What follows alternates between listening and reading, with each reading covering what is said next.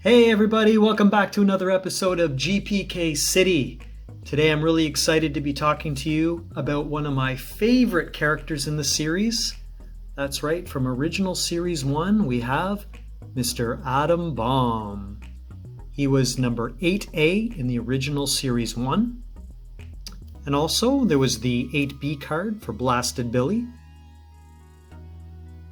So we're going to be talking to you all about these awesome cards today. So the first thing I want to talk about is how this card first came out in June of 1985 and it was painted by artist John Pound.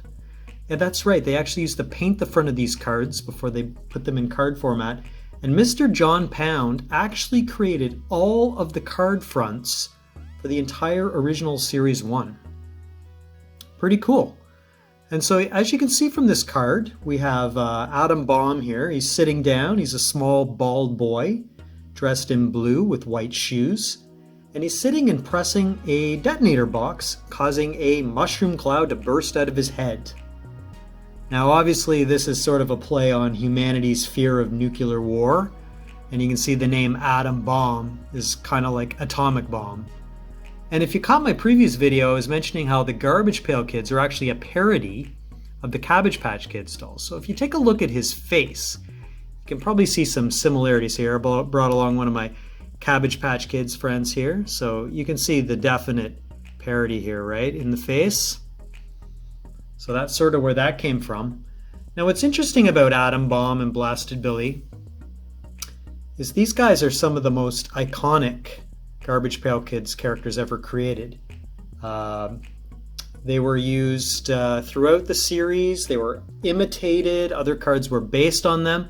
And in fact, I'll be doing a future video on some GPK cards that were created in later series that were based off of these. So make sure to subscribe if you don't want to miss that when that comes out.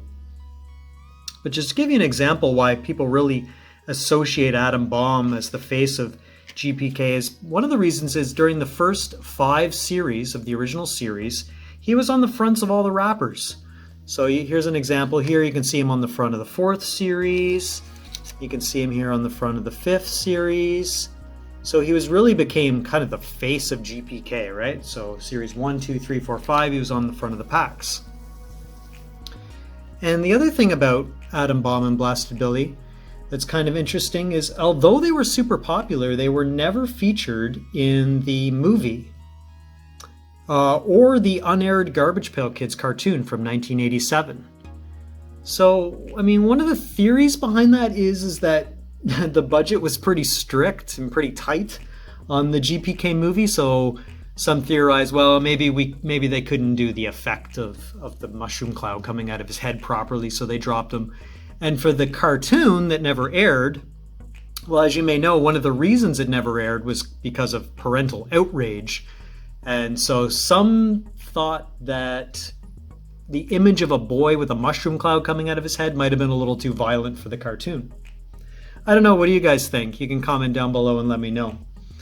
So now let's start talking about the backs of the cards. There was basically 2 variations.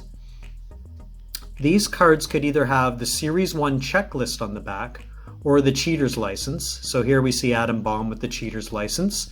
So you could fill this out and give it to one of your friends, maybe one of your school friends, because it would be a license that would entitle them to bring binoculars to school during midterm exams. It would allow them to sneak into a movie theater by walking in backwards when the show breaks, and it would allow them to pay half fare on a bus by walking in on their knees. So of course this is the Cheater's License.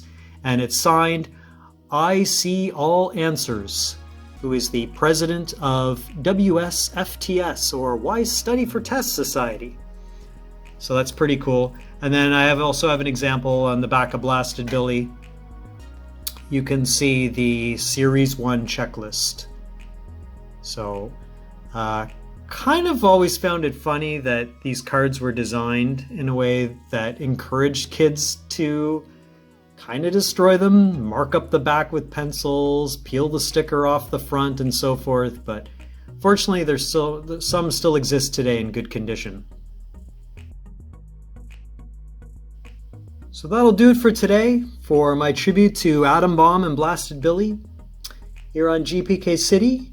If you got value out of this video, if you found it entertaining, we'd really appreciate it if you drop me a quick like. And other than that, I'll catch you in the next one. Bye for now.